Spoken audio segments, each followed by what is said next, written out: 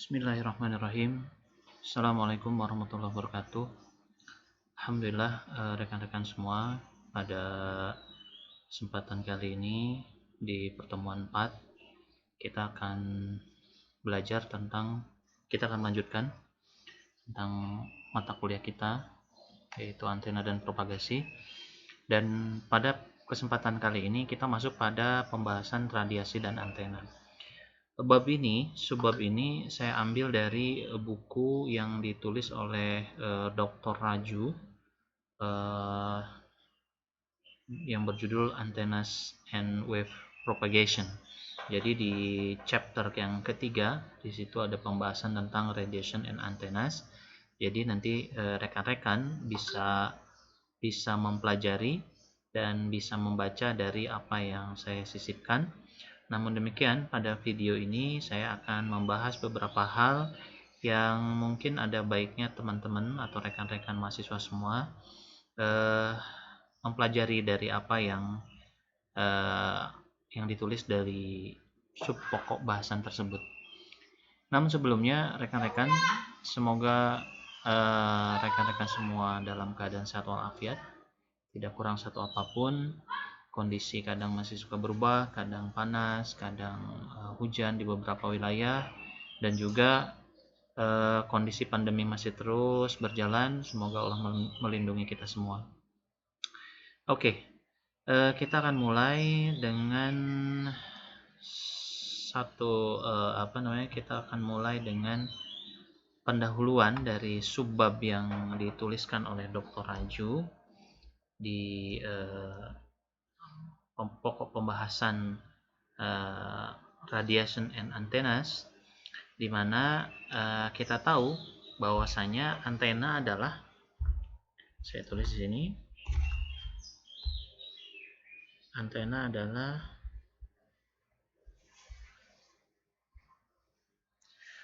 adalah secara fungsi berfungsi sebagai transducer. Apa itu transducer? Dia merubah radio frekuensi atau yang kita kenal dengan radio frekuensi electrical current, jadi arus listrik radio frekuensi ke dalam electromagnetic wave, ya kan, dengan frekuensi yang sama. Jadi kita tahu bahwasanya sebuah exciter pada rangkaian transmisi itu melepaskan signal yang sudah dimodulasi, kemudian arus listrik itu kemudian dirubah menjadi electromagnetic wave. Jadi fungsi dari antena adalah sebagai transducer, di mana dia merubah kita tuliskan sebagai RF. Kenapa RF? Karena signal electrical current ini sudah dimodulasi. Jadi RF electrical current berubah menjadi yang kita kenal dengan kemarin kita sudah membahas, yaitu EM wave atau electromagnetic wave, ya. EM itu adalah electromagnetic wave.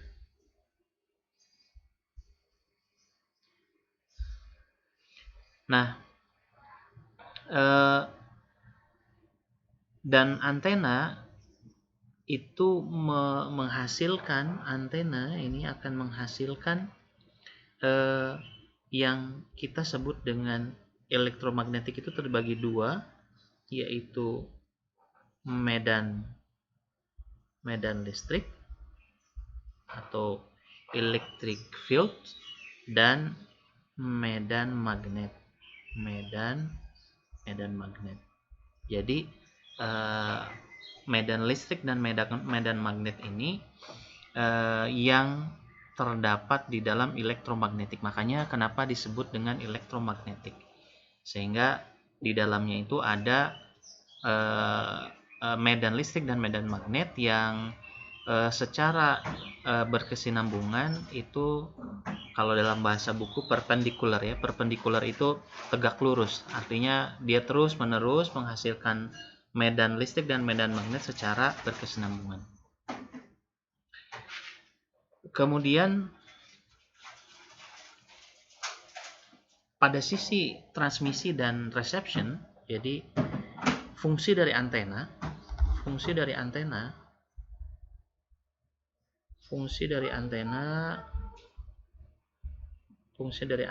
itu sama atau dari sisi transmisi dan dari sisi penerima.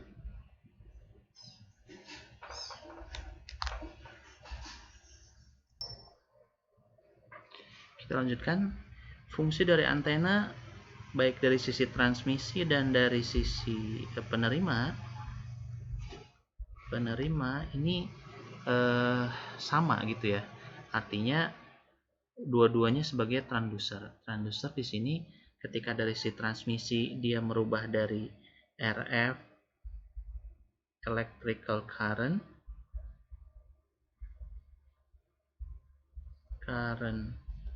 to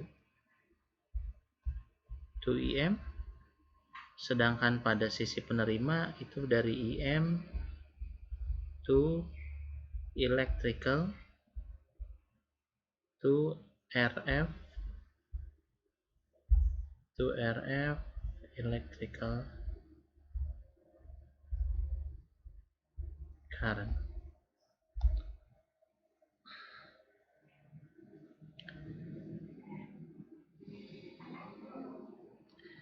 Dan secara di sini disebutkan its equivalent circuit, rangkaian ekivalen dari sebuah antena itu memiliki karakteristik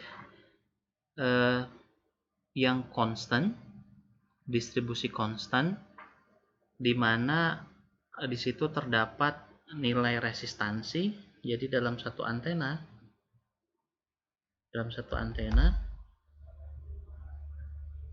itu terdapat nilai resistansi, kemudian terdapat nilai induktansi,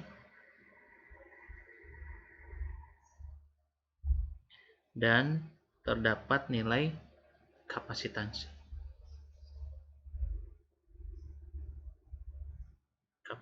Jadi ada nilai resistansi, ada nilai induktansi, dan ada nilai kapasitansi.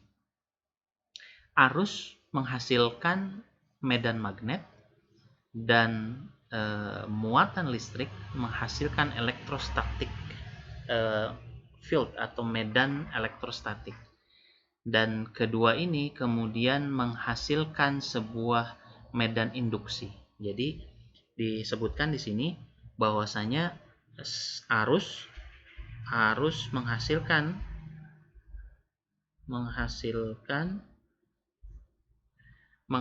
medan magnet,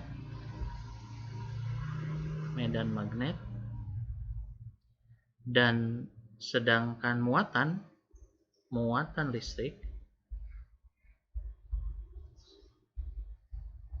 itu menghasilkan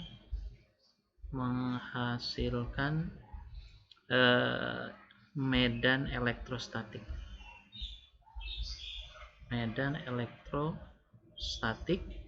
Yang dari kedua ini, saya ganti ini ya. Dari kedua hal ini, maka keduanya akan menghasilkan sebuah medan induksi.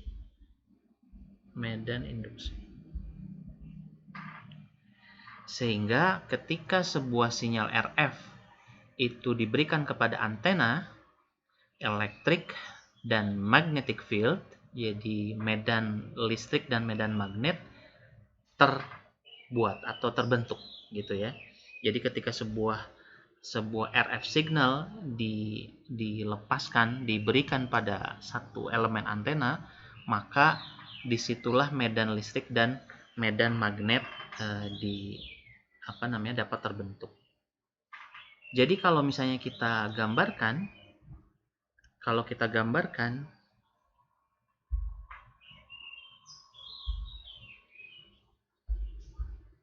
misal kita punya satu kawat antena berupa kawat, kemudian di sini ada sumber sinyal atau yang kita kenal dengan electrical current, RF electrical current, kemudian terhubung kedua bagian antena, maka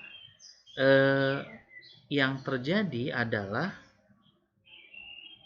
misalnya ini positif, ini negatif, maka di sini ada lompatan listrik. Ada lompatan listrik yang ini menghasilkan E, medan listrik.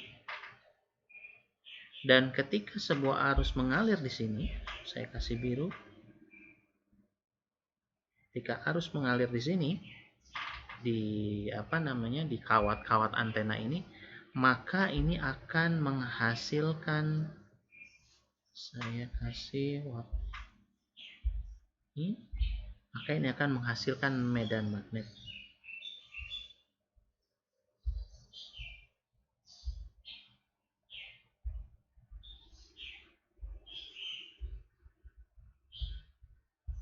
Yang kita tulis dengan notasi H. Jadi ketika satu ketika satu sumber RF electrical signal ini diberikan kepada elemen antena, ini kita ibaratkan ini elemen antena, dan ketika posisi seperti ini positif negatif di sini, maka dia akan mengalirkan akan menghasilkan medan listrik berpindah dari positif ke negatif, sedangkan yang ini menghasilkan menghasilkan medan magnet. Dan juga berlaku kebalikannya, ketika ini posisinya menjadi terbalik, saya gambar di sini misal ini posisinya tadi di kiri di kanan, maka ini kebalikannya, ini negatif ke positif, maka terjadi medan listrik seperti ini, dan arah aliran arus berubah, arahnya, dan arah medan magnet pun berubah ya. Kalau tadi ini bergerak ke sini, maka ini kebalikannya.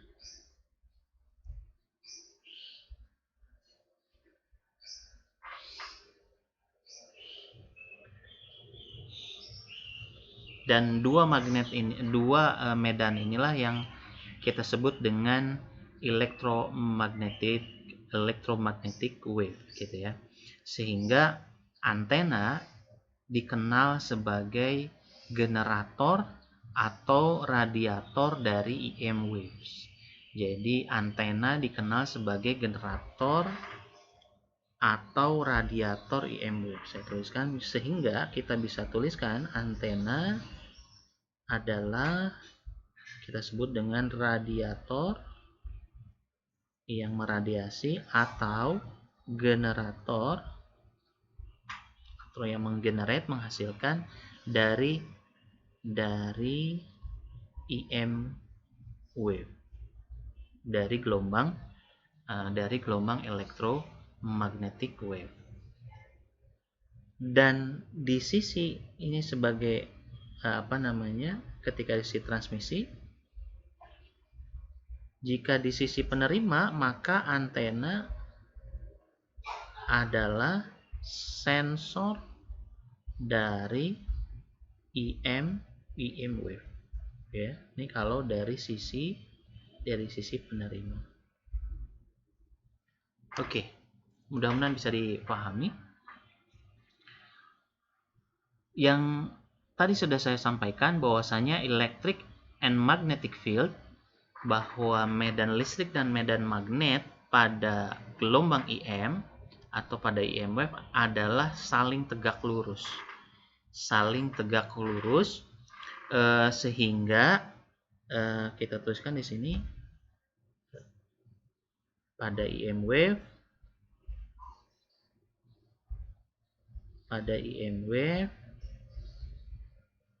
medan listrik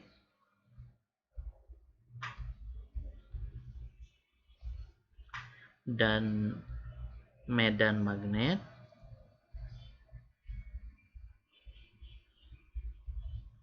adalah saling tegak lurus.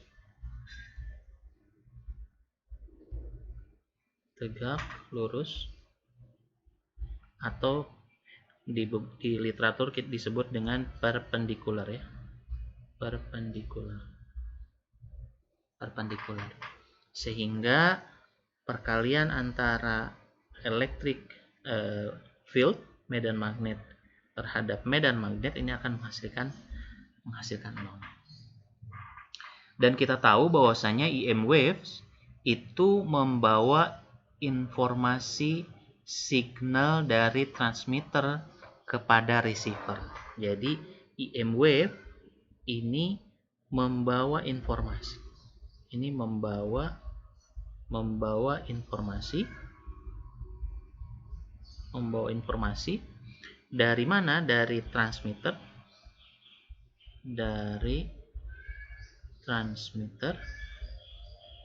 kepada receiver.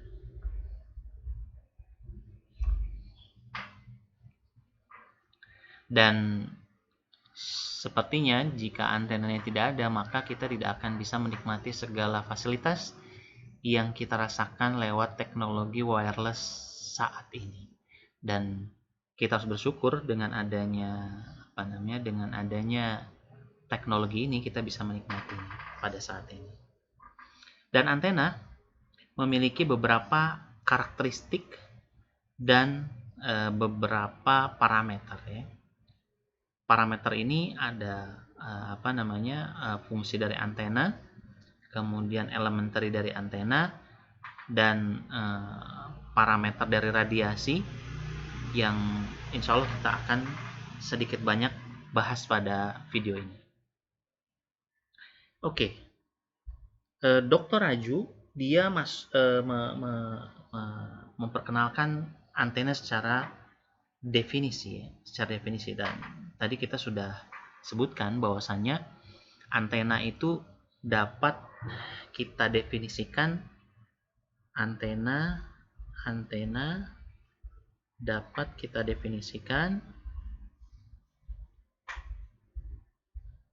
sebagai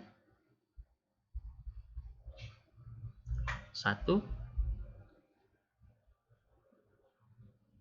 di sini disebutkan conducting material in the form a wire, rod, or any other shape with excitation. Jadi antena itu merupakan material conducting, jadi sebuah material yang sebutnya material conducting, material penghubung yang bisa berbentuk apa? Bisa berbentuk kawat atau wire, kemudian rod, besi, ya kan? Atau juga bentuk lainnya.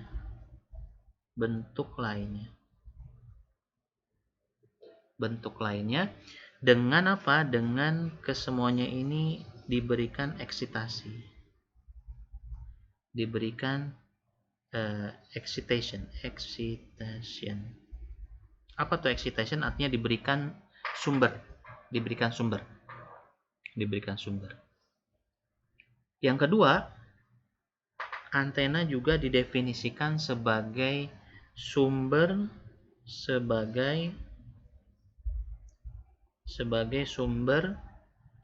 atau radiator. Tadi ya sudah disebutkan radiator dari EM waves atau gelombang elektromagnetik.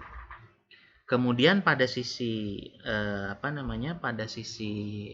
antena penerima, maka antena juga disebut sebagai sensor dari EM waves. Juga tadi didefinisikan antena itu sebagai transducer yang merubah RF electrical yang merubah RF electrical current to electromagnetic wave atau kebalikannya. Dan juga di sini disebutkan antena sebagai sebuah impedance matching device.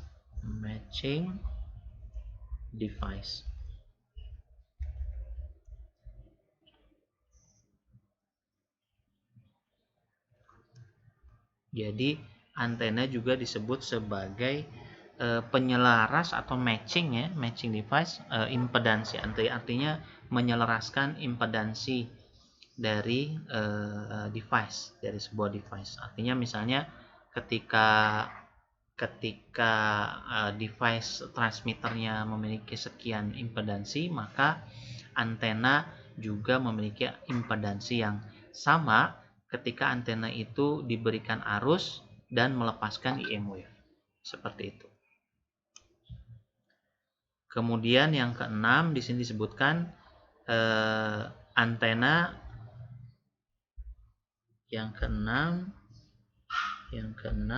antena sebagai coupler, sebagai coupler. Apa tuh coupler? Coupler itu adalah menghubungkan antara generator atau transmission line terhadap media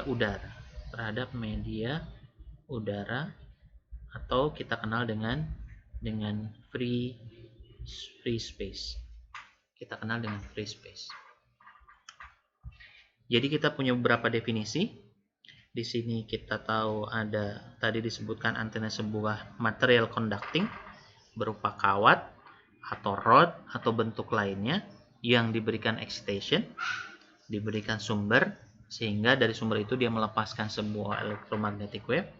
Juga didefinisikan sebagai sumber atau radiator dari EM waves, juga sebagai sensor pada sisi penerima, sebagai sensor dari EM waves, kemudian sebagai transducer, artinya dia merubah dari RF electrical current menjadi EM waves, juga sebagai impedance matching device, jadi dia menyelaraskan antara impedansi transmitter dengan antena dan free space, karena free space juga memiliki impedansinya sendiri. Kemudian yang terakhir, antena sebagai coupler, artinya yang menghubungkan antara transmission line dengan free space, dengan udara, dan juga kebalikannya pada sisi penerima. Kemudian di subbab berikutnya, Dr. Raju menyebutkan juga fungsi dari antena. Fungsi dari antena kita tahu dari yang definisi tadi, kita sudah bisa sebutkan bahwa fungsi dari kita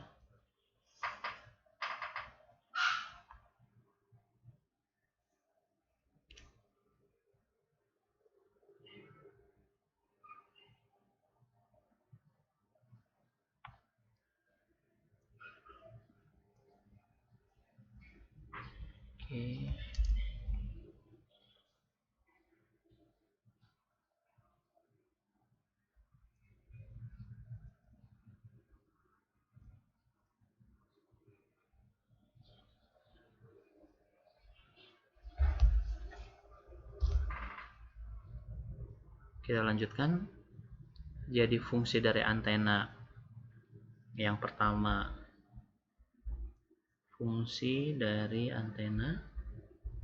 berdasarkan definisi tadi, yang pertama adalah sebagai transducer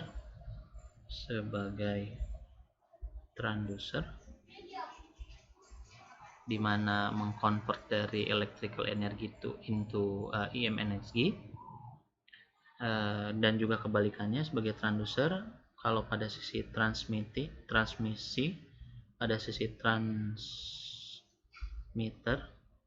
itu dia merubah dari electrical to EM wave. Kalau pada dari si receiver itu merubah EM to electrical current. Oke. Kemudian juga tadi disebutkan sebagai fungsi sebagai impedance matching device, sebagai impedance matching device. Artinya it match coupled transmitter and free space. Artinya jadi menghubungkan antara transmisi, saya tulis dengan TX ini free space, kemudian ini RX itu ya. Nah, ini impedansinya sama, matching impedance.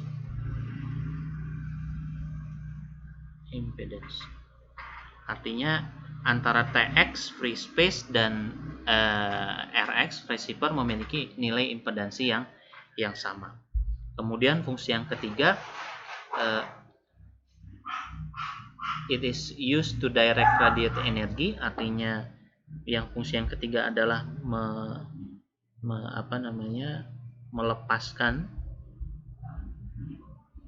melepaskan radiasi energi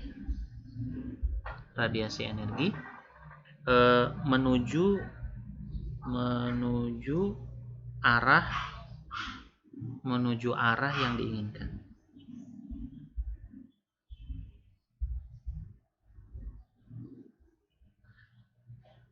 Dan juga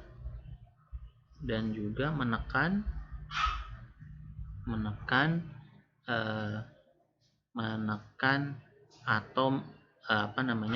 dari arah yang tidak diinginkan. Artinya kalau misalnya kita punya antena, misalnya ini sebuah antena, maka ini arahnya seperti ini,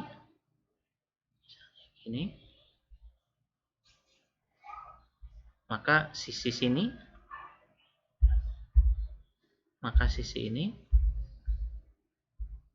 sisi sebelah sini, maka ini tidak mendapatkan sinyal, sedangkan sisi sebelah sini mendapatkan sinyal. Dia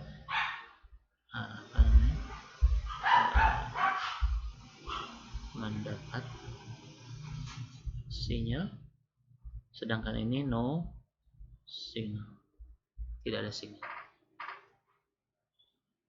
Kemudian fungsi yang berikutnya adalah fungsi yang keempat, sensing, ya, melakukan sensing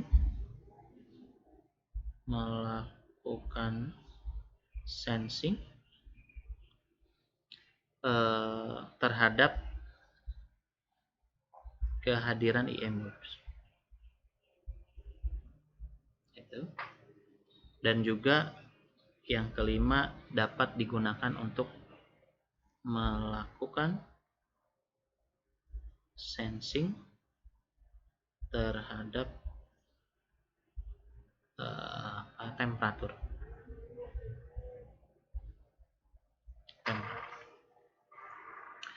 Oke. Hal berikutnya yang juga dibahas pada pembahasan ini yaitu teorema network, ya. Network theorem. Network Theorem. Dan ini menjadi sangat penting pada pembahasan antena. Karena apa? Karena properti-properti dari antena elemen dapat kita buktikan dengan teorema network ya. Dapat kita buktikan dengan teorema network. Jadi properti dari antena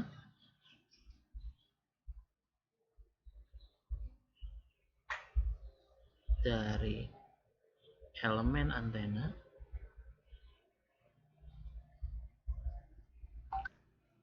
dapat dibuktikan dengan menggunakan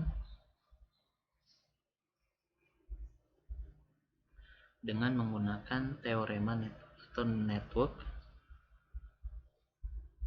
theorem. Dengan menggunakan network theorem.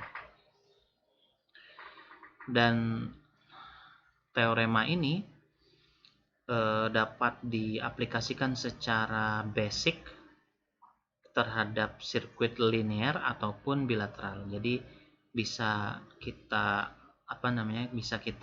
aplikasikan terhadap sirkuit-sirkuit dasar dari linear. Secara dasar dapat diaplikasikan pada sirkuit yang linear ataupun non-linear atau bilateral.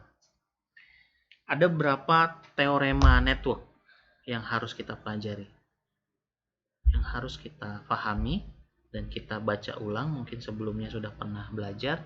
Yang pertama adalah Thevenin theorem. Yang berikutnya adalah superposition theorem.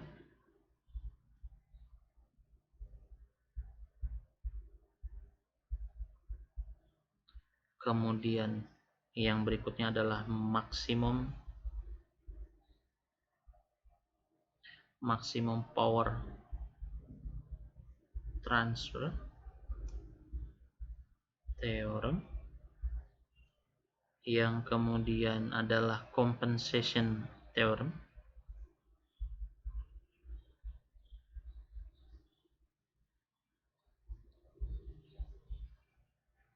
Yang berikutnya adalah reciprocity theorem.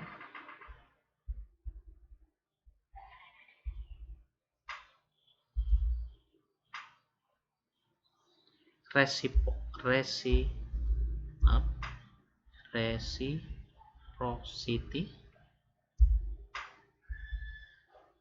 theorem. Yang terakhir adalah reaction theorem.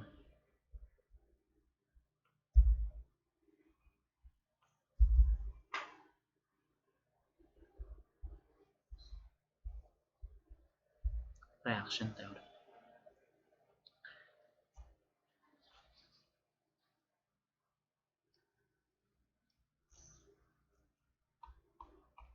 Jadi teman-teman nanti bisa baca di materi yang disisipkan pada post.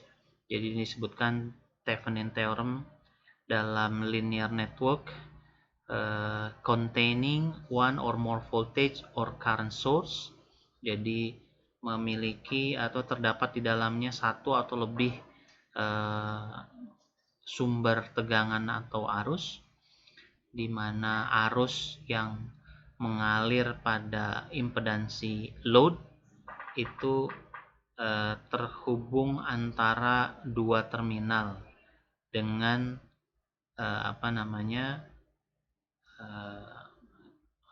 dengan beban yang sama. Dengan beban sama-sama akan sama dengan beban ZL dikoneksikan dengan single voltage source. Jadi jika kita memiliki beberapa sumber tegangan dan sumber arus, kemudian dihubungkan dengan impedansi load atau impedansi beban di antara dua terminal, maka menurut Thevenin teori ini akan sama dengan ZL atau impedansi beban terkoneksi sama dengan single voltage source. Kemudian ada superposition theorem, ada maximum power transfer theorem, ada compensation theorem. Di sini disebutkan compensation theorem adalah sebuah impedansi dalam sebuah jaringan. Nilai impedansi dalam sebuah jaringan itu sama dengan sebuah sumber tegangan ideal jika tegangan itu dihasilkan dengan tegangan instantaneous atau tegangan singkat, ya kan? Tegangan singkat. Di situ ada compensation theorem. Kemudian ada juga reciprocity theorem. Teman-teman di situ bisa bisa baca juga. In a linear and bilateral network, if V is applied voltage across any two terminal, jika V adalah tegangan yang diberikan kepada dua terminal, dan jika I adalah arus di antara dua cabang dari jaringan, maka perbandingan tegangan terhadap arus adalah sama dengan tegangan terhadap arus ketika generator dan ammeter are interchange. Jadi ketika sumber dan ampere meter itu disaling tukarkan gitu ya. Jadi misalnya tegangan dibagi arus kita sebut dengan transfer impedance atau impedansi transfer, yang merunut pada teorema reciprocity, maka Z12 sama dengan Z21 atau Y12 sama dengan Y21. Dan terakhir di situ ada reaction theorem. Jadi kayaknya ada baiknya saya berikan sebentar.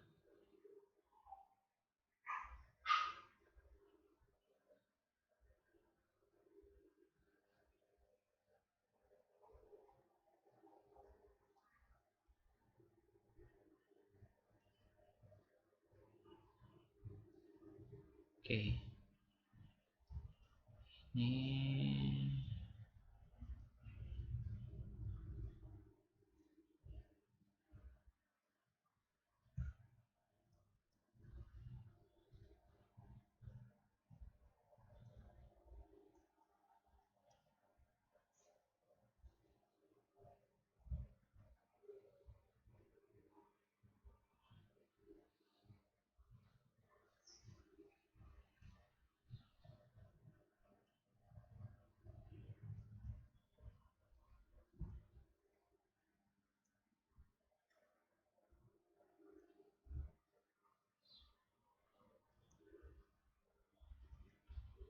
oke. Jadi ini yang tadi saya sebutkan,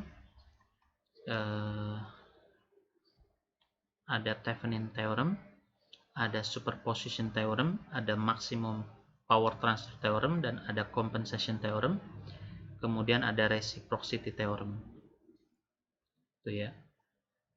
Kemudian yang terakhir ada reaction theorem. Nah, nanti teman-teman bisa pelajari di situ beberapa definisi seperti tadi, contoh misalnya Thevenin theorem. In a linear network, dalam sebuah network yang terdiri containing one or more voltage or current source, yang terdapat di dalamnya satu atau lebih sumber tegangan atau arus, dan arus terhubung pada impedansi load yang terhubung pada beberapa to any two terminal, jadi terhadap dua terminal, itu akan sama dengan is the same when impedansi load dikoneksikan terhadap satu sumber tegangan, kan? Kemudian di sini sebutkan the source is equal to, sumber ini akan sama dengan open circuit voltage. Jadi open circuit voltage across the terminal, terhadap terminal, dan of interest and its impedance is equal to the impedance of network looking back from the terminal when all the source are replaced by internal impedance. Jadi impedansinya akan sama dengan nilai impedansi dari jaringan ketika dilihat ke belakang gitu. Looking back from the terminal, ketika dilihat dari terminal, ketika semua source digantikan oleh internal impedance.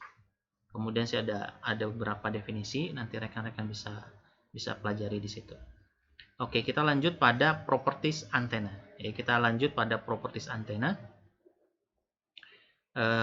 Disebutkan it has yang ada tiga property ya. Ada 3 property disebutkan di sini. Properties antena di sini disebutkan it has identical impedance when used for transmitting and receiving purposes. This property is called equality of impedance. Jadi ada properti yang pertama adalah identical impedance. Jadi antena itu memiliki properti identical impedance. Kenapa? Karena ketika digunakan untuk transmit atau digunakan untuk receive itu sama impedansinya. Dan inilah yang disebut dengan propertinya ini disebut equality of impedance. Jadi equal ya, sama impedansi yang equal, yang sama. Kemudian yang berikutnya adalah it has identical directional characteristic atau pattern. Jadi memiliki karakteristik directional yang sama, yang identik ketika when it used for transmitting and receiving purposes, yang kita kenal dengan equality of directional pattern. Jadi kita kenal dengan equality of directional pattern. Jadi memiliki pola directional yang equal, yang sama. Jadi tadi selain memiliki impedansi yang sama antara transmitting dan receiving, juga memiliki a directional pattern ya, pola directional yang equal, yang sama. Kemudian properties yang ketiga adalah it has same effective length when it used for transmitting and receiving purposes. Jadi antena ini memiliki panjang efektif yang sama ketika digunakan pada saat transmit dan receive.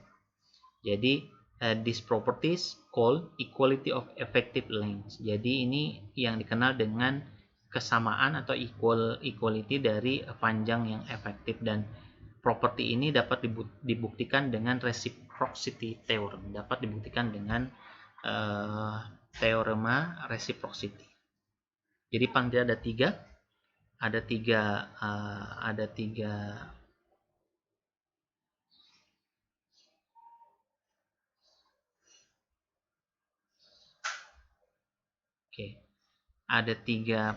properti. Yang pertama adalah equality of impedance, di mana impedance dari sebuah antena itu akan sama antara transmitting dan receiving, penggunaan transmitting dan receiving. Kemudian properti yang kedua adalah equality of directional pattern. Jadi pattern dari sebuah antena itu akan sama ketika digunakan pada saat transmit dan receive. Dan yang ketiga adalah memiliki kesamaan dari effective length ya, dari panjangnya efektif dari antena yang didapatkan dari teorema reciprocity. Kemudian ada beberapa parameter dari antena. Yang pertama adalah impedansi antena atau antena impedance yang dituliskan dengan Z gitu ya, dengan Z. Di sini dengan Z itu menandakan impedansi, A ini adalah antena. Didefinisikan sebagai rasio dari input voltage to input current. Jadi impedansi antena itu didefinisikan sebagai rasio dari tegangan input terhadap arus input gitu ya, terhadap antena. Dan ZA atau impedansi dari antena adalah complex quantity. Jadi berupa nilainya kompleks ya. Ini dituliskan sebagai ini. ZA adalah sama dengan RA, di mana R adalah nilai real yaitu nilai resistansi dan ini XA adalah nilai reaktansi. Di sini disebutkan the reactive parts XA. Jadi nilai reaktif dari XA itu dihasilkan dari medan yang mengelilingi antena. Results from field surrounding di antena gitu ya. Sedangkan nilai resistif atau RA ini diberikan dari RL ditambah RR. Di sini RL adalah losses dalam antena, sedangkan subscript R kecil ini disebutkan dengan resistansi dari radiasi. Jadi ini nilai resistansi antena itu didapatkan dari RL dan RR gitu ya. Kalau misalnya kita tuliskan,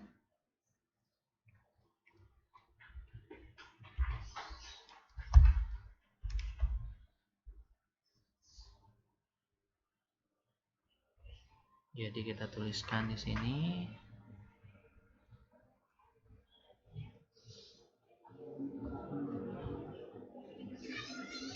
saya hilangkan dulu, atau saya gunakan yang ini ya. Oke. Jadi tadi ada beberapa hal. Yang pertama, impedance itu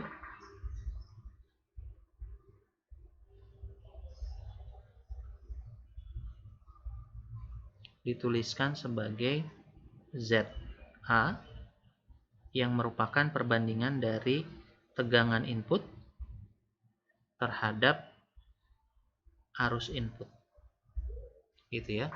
Satuannya adalah ohm. Dan ZA ini dituliskan dengan kompleks. ZA dituliskan dengan kompleks, yaitu berupa RA ditambah J, ini nilai kompleksnya, ini XA. Ini adalah nilai resistif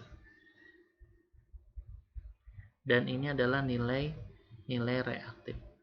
reaktif dari antena. Nilai reaktif ini didapatkan dari sekeliling dari hal yang mengelilingi antena ya. Ini didapatkan dari hal yang mengelilingi antena ya, medan ya. Jadi nilai reaktif ini didapatkan dari medan yang mengelilingi antena, medan apapun itu yang mengelilingi antena. Sedangkan nilai resistif ini RA itu sama dengan RL yang disebut dengan losses antena ditambah dengan RR yang merupakan adalah radiation resistance ya.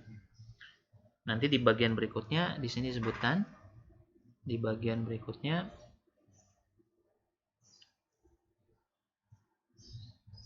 disebutkan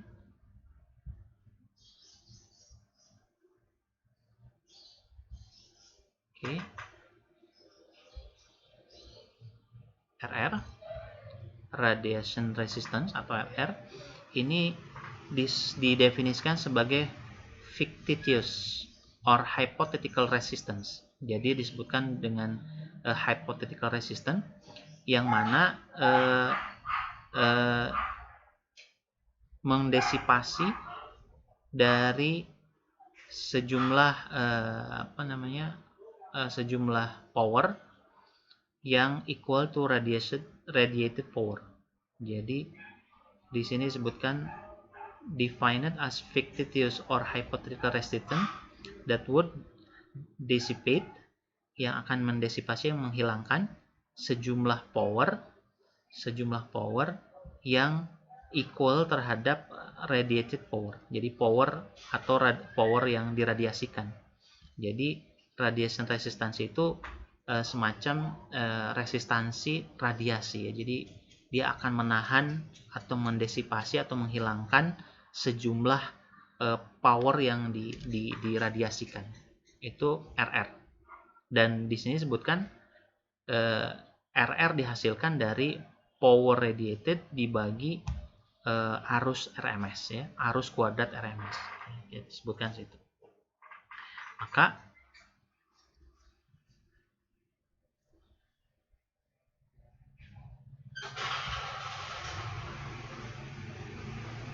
RR ini dihasilkan dari power radiated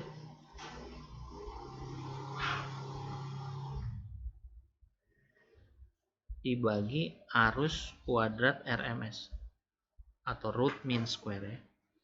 Root mean square. Oke. Kita lanjutkan.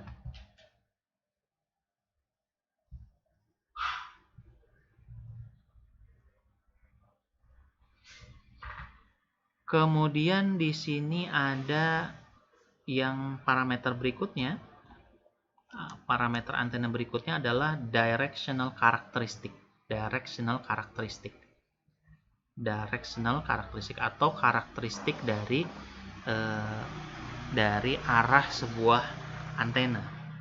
These are also called radiation characteristic, atau juga dikenal atau disebut juga karakteristik radiasi, atau juga dikenal dengan radiation pattern atau pola radiasi. Memiliki dua tipe. Jadi directional characteristic itu memiliki dua tipe. Yang pertama adalah field strength pattern. Jadi tipe yang pertama adalah field strength pattern, di mana it is the variation of absolute value of field strength as a function of theta. Jadi merupakan variasi dari nilai absolut field strength sebagai fungsi dari theta. Jadi dituliskan sebagai E terhadap theta, ya, is called field strength pattern. Jadi kalau bentuk kita tulis seperti ini maka disebutnya field strength pattern. Dan yang kedua adalah power pattern, di mana power pattern adalah variasi dari power yang diradiasikan terhadap nilai theta, maka ditulisnya P versus theta. Ini disebut dengan power pattern. Jadi ada dua tipe dari directional characteristic, atau kita kenal juga dengan karakteristik radiasi, atau kita kenal juga dengan pola radiasi. Yang pertama adalah pola field strength pattern, yang merupakan variasi dari nilai absolut dari field strength terhadap fungsi theta. Dan yang kedua adalah power pattern, yang merupakan variasi dari radiasi antena terhadap nilai theta. Di sini di highlight an antenna radiation pattern, sebuah pola radiasi antena itu berbentuk three dimensional variation. Jadi berbentuk tiga dimensi variasi dari pola radiasi. Jadi pola ini digambarkan sebagai fungsi dari theta dan pi, dan pola itu terdiri dari satu main lobe dan beberapa side lobe, ya. Ini main lobe dan ini adalah side lobe. Ini adalah bentuk dari radiasi antena, dari radiasi antena, ya. Kalau kita lihat di sini bentukannya ada main lobe, dan ada side lobe, seperti itu. Ini parameter directional characteristic. Yang keempat adalah effective length of antenna. Parameter yang keempat adalah effective length atau panjang efektif dari antena. Parameter ini digunakan untuk mengindikasikan sebuah nilai efektif dari antena sebagai radiator atau sebagai penerima dari elektromagnetic energi. Itu, ya. Jadi nilai dari panjang efektif itu digunakan untuk menjadi indikator sebuah efektivitas dari antena sebagai transmitter atau radiator, atau juga sebagai sebagai penerima, sebagai receiver. Gitu. Di sini disebutkan it is equal to the length of equivalent linear antenna which radiates the same field strength as the actual antenna and the current is constant throughout the length of the linear antenna. Jadi disebutkan nilai efektif antena itu sama dengan panjang dari sebuah linear antena ya. Jadi nilai panjang efektif antena di sini ada transmitting antena dan receiving antena, ada dua ya. Jadi kalau misalnya di sini di highlight, kalau pada transmitting antena itu sama dengan panjang dari equivalent linear antena yang meradiasikan medan yang sama dengan aktual antena dan arus yang konstan di sepanjang di sepanjang antena. Jadi sepanjang antena. Nah ini kita tuliskan seperti ini. Ini adalah actual length. Jadi ini actual length, ini panjangnya. Ini arus dari antena, dan ini adalah digambarkan sebagai efektif antena. Maka secara matematik efektif antena itu didefinisikan sebagai integral dari arus Z, ini arus Z terhadap 1 per arus C, ini arus C terhadap arus C.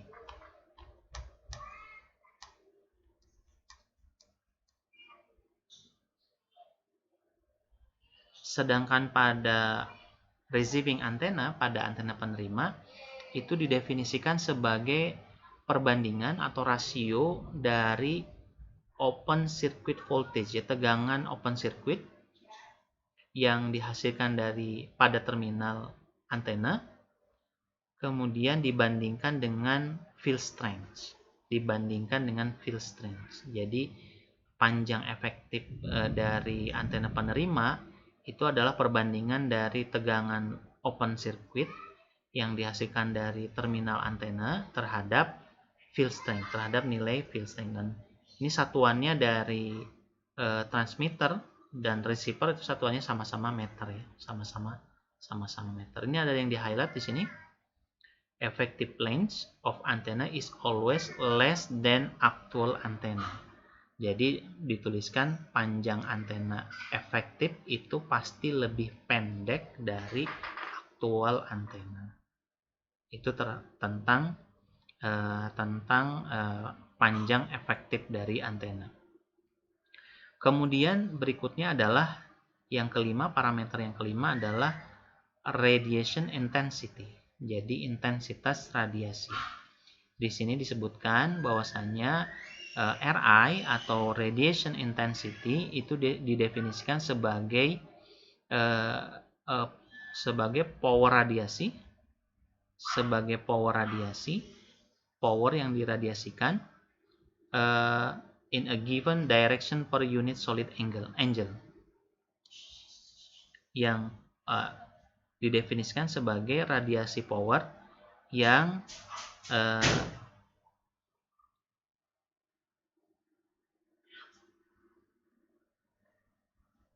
diradiasikan pada setiap satu unit sudut solid ya. Sehingga dituliskan di sini RI sama dengan R kuadrat, di mana R adalah radius of sphere itu bola ya, dikalikan dengan P. P itu adalah power radiated instantaneous atau power yang diradiasikan secara singkat. Atau ini sama dengan R kuadrat, radius dari bola, dikalikan dengan electric field strength kuadrat dalam voltmeter, dibagi dengan intrinsic impedance of medium. Ini yang kita tahu bahwasanya intrinsic impedance medium adalah nilai impedansi dari free space. yaitu 377 ohm ya. 377 ohm. Satuannya dari radiation intensity ini adalah watts per unit solid angle. Dan di sini dituliskan the unit of solid angle adalah steradian ya, steradian. Jadi ini adalah steradian. Watt per steradian. Watt per steradian. Kemudian yang keenam dari parameter antena adalah directive gain atau ditulis di sini GD, jadi directive gain yang didefinisikan sebagai rasio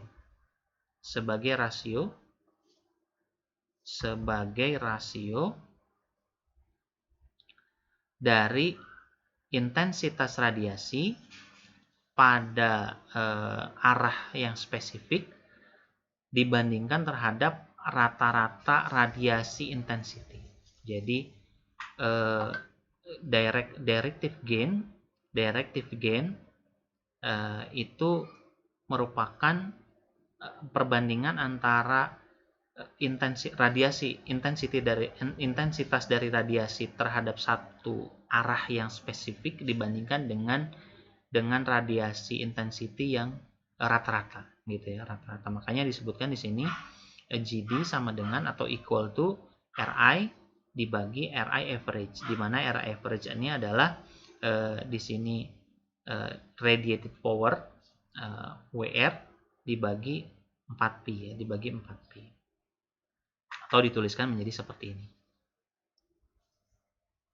Itu directive gain. Yang ketujuh adalah directivity. Nilai directivity ini nilai yang paling penting dari sebuah parameter antena, di mana ini didefinisikan sebagai rasio atau perbandingan dari maksimum radiation intensity terhadap average radiation intensity. Jadi perbandingan antara nilai maksimum dari sebuah intensitas radiasi terhadap nilai rata-rata intensitas radiasi. Dan ini dituliskan seperti ini, di mana nilai directivity itu adalah dalam dB, di mana D sama dengan 10 log 10 dari GD, dari directive gain. Di sini disebutkan juga directivity is also defined as maximum directive gain. Jadi direktivitas atau directivity ini juga didefinisikan sebagai nilai maksimum dari directive gain. Yang kedelapan adalah power gain. Atau ditulis juga dengan GP. Ini didefinisikan sebagai rasio dari 4P dikalikan dengan radiation intensity terhadap total power. Jadi dituliskan di sini power gain adalah perbandingan antara 4P dikalikan radiation intensity. Jadi radiation intensity tadi kita dapatkan dari sini. Kemudian dibagi dengan total power. Di mana di sini disebutkan total power adalah power radiasi ditambah dengan lossless antena ya, atau rugi-rugi dari antena. Itu tentang power gain. Yang kesembilan adalah antena efisiensi. Antena efisiensi atau dituliskan dengan rho di sini, itu didefinisikan sebagai rasio dari radiated power dari power yang diradiasikan terhadap input power.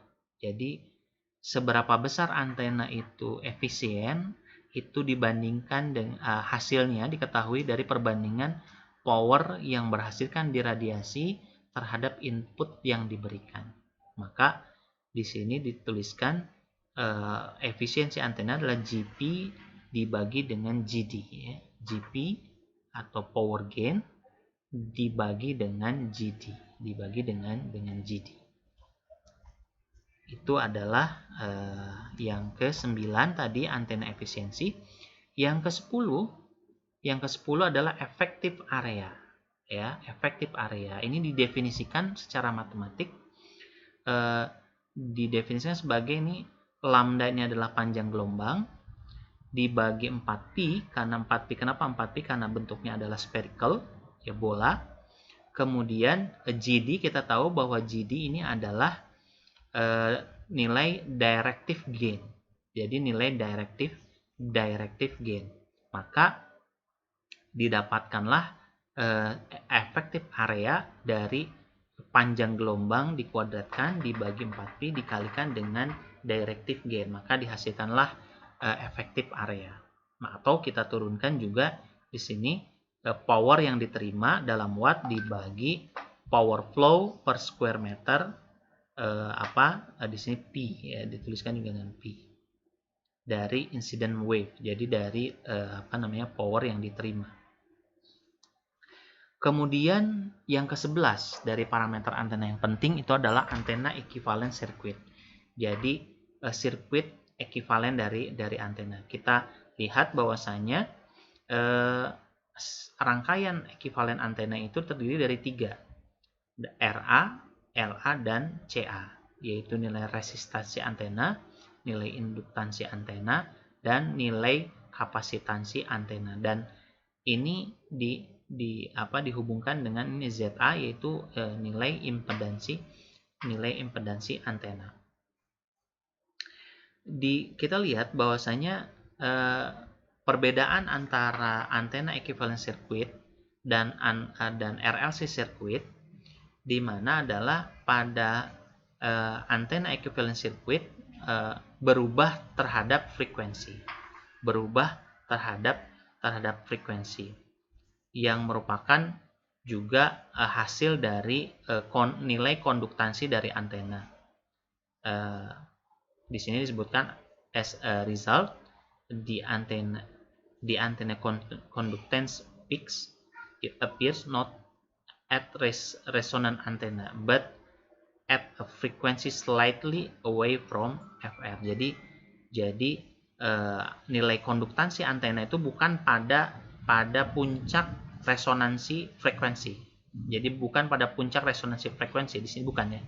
Tapi slightly away, agak menjauh dari frekuensi resonansi.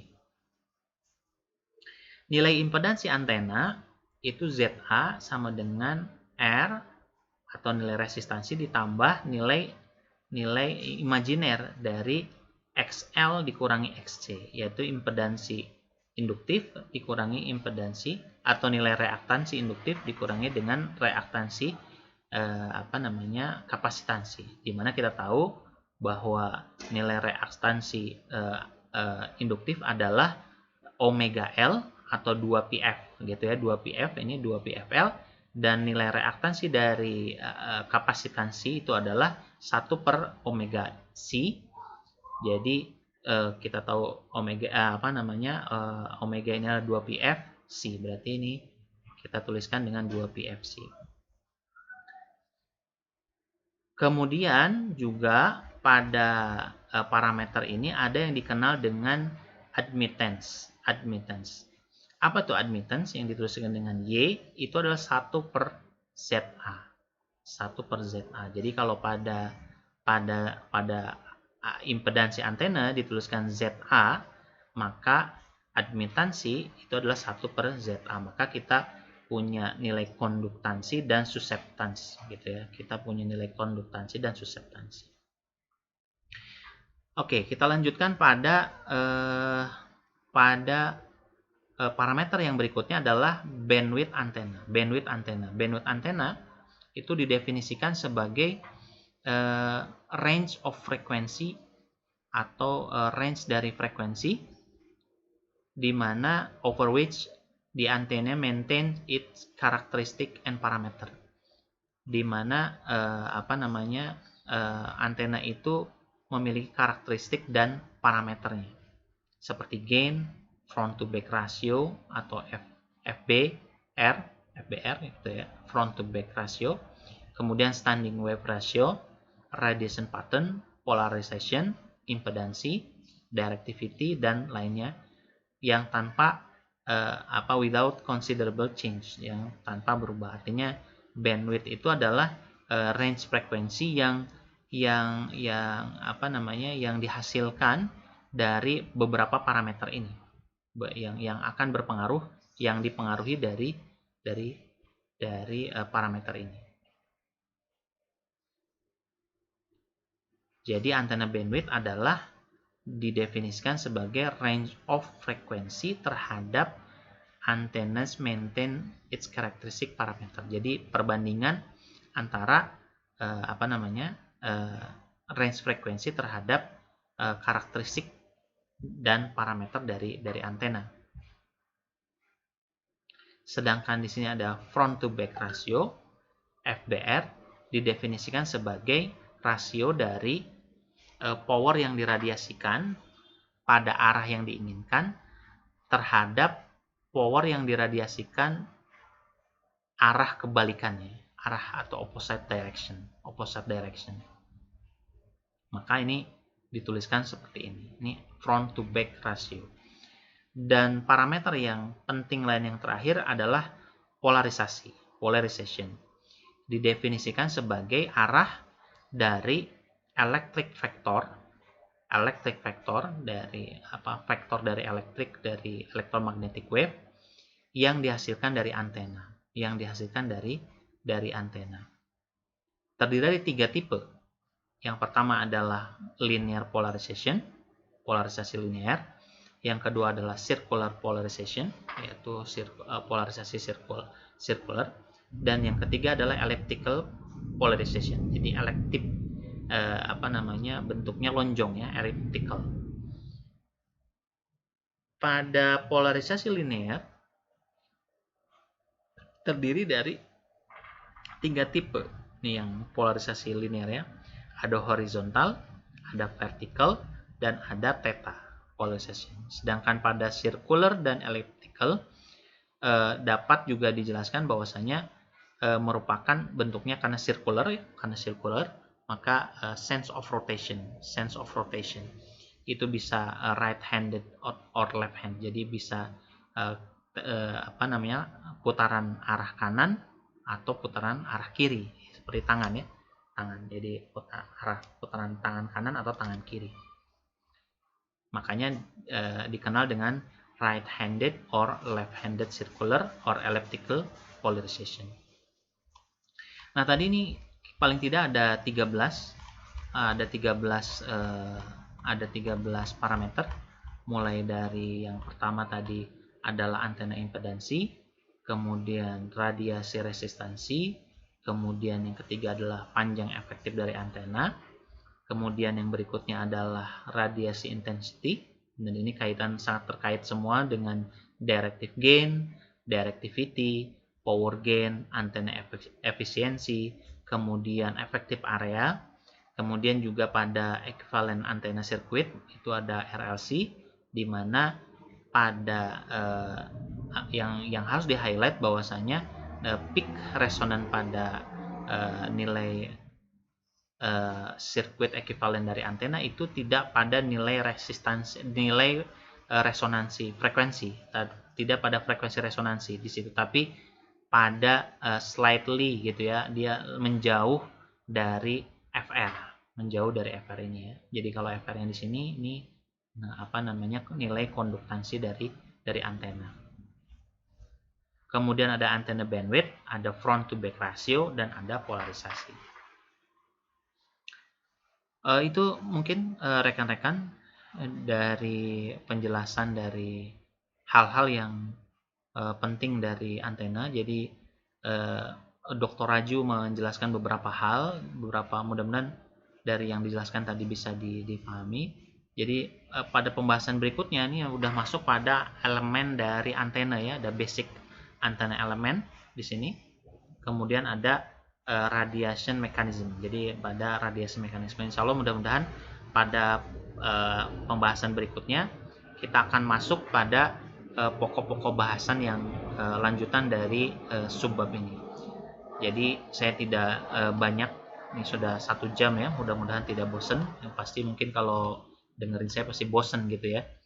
Jadi mudah-mudahan ini menjadi bahan yang bisa dipahami dari teman-teman untuk jadi untuk jadi bahan pelajaran pada pembahasan ini.